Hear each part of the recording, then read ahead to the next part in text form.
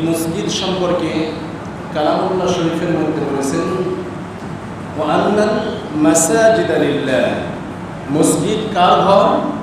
আল্লাহর ঘর। সবাই একটু কথা বলবেন, মসজিদ কার ঘর?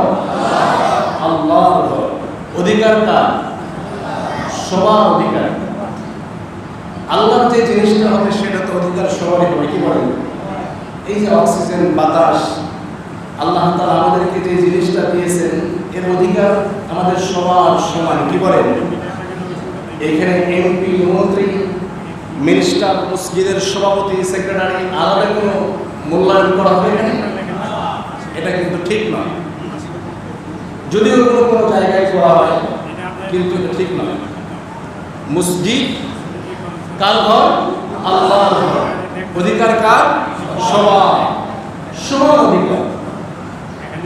এখানে এমপি সাহেব মসজিদের প্রথম কাতার ভরে গেছে, সে এসে সামনের কাতারে মানুষকে বলতে পারবেন আপনি একটু জায়গা দেন, আমি বসে করুন।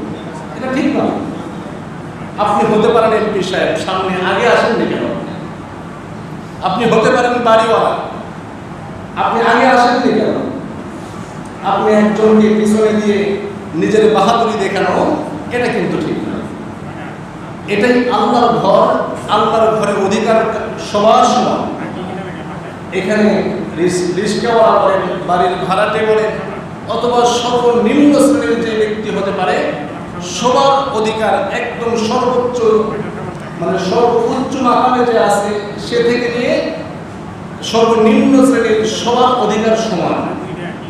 তাহলে আল্লাহ তাআলা কি বলতেছেন? ওয়া আন্নাল মাসাজিদা লিল্লাহ, মসজিদ কার ঘর?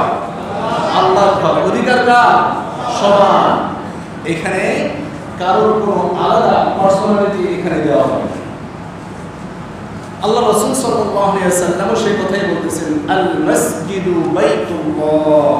হাদিস শরীফের মধ্যে আছে আল মাসজিদু বাইতুল্লাহ, মসজিদ কার ঘর? আল্লাহর ঘর।